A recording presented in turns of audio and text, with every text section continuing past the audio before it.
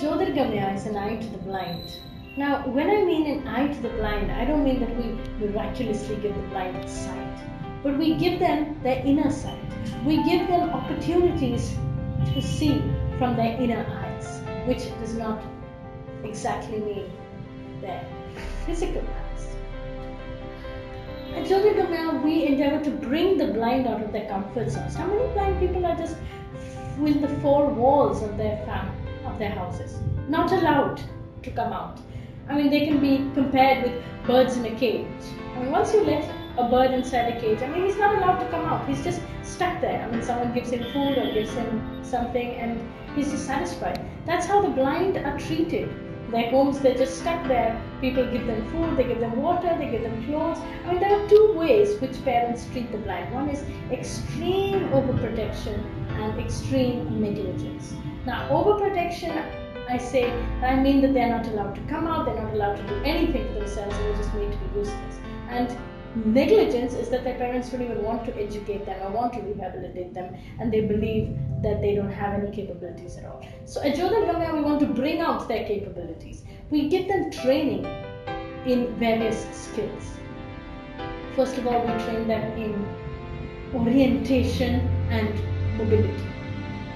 Orientation and mobility is the ability to travel safely, with accurate speed, and with confidence.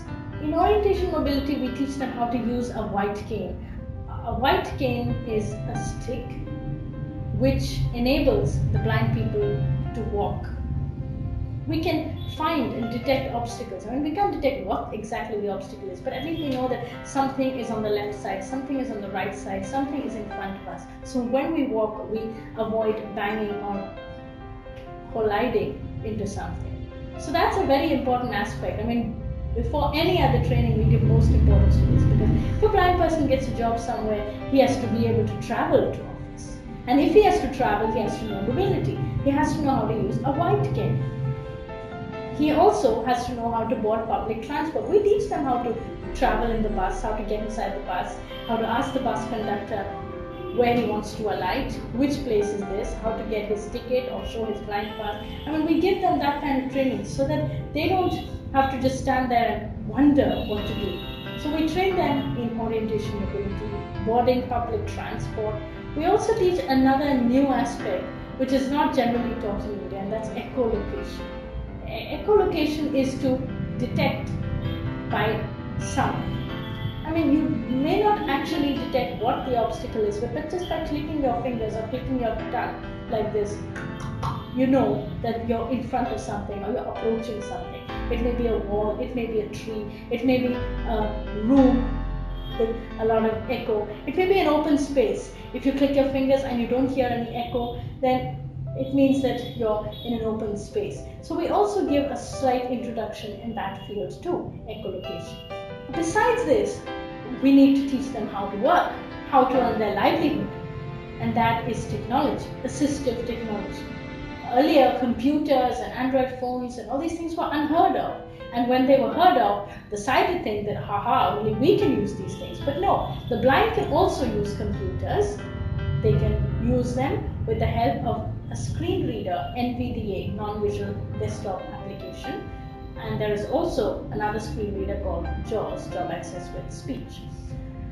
So we teach them the use of these screen readers, how to work on a computer, how to open a computer, how to get to know the keyboard. We teach them Notepad and Word and Excel and PowerPoint and just the general functions of computer. And we also teach them internet operations like Google search, website navigation, Google input tools, also social media, how to deal with social media like Facebook and Gmail, and we also teach them the use of Android phone and WhatsApp and all these kind of things that the sighted people can use. I mean, the blind can also send messages. They can also be part of groups or be part of networks. I mean, networking is really important, and we also teach them English, communicative English.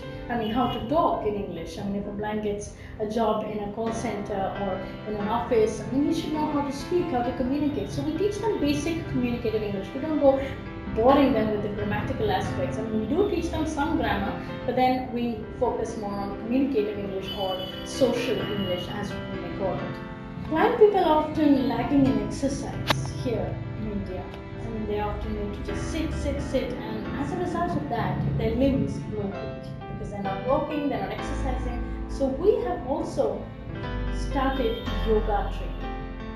Now, it's proved that in India, everyone does yoga, everyone likes to do yoga, especially here in Kerala.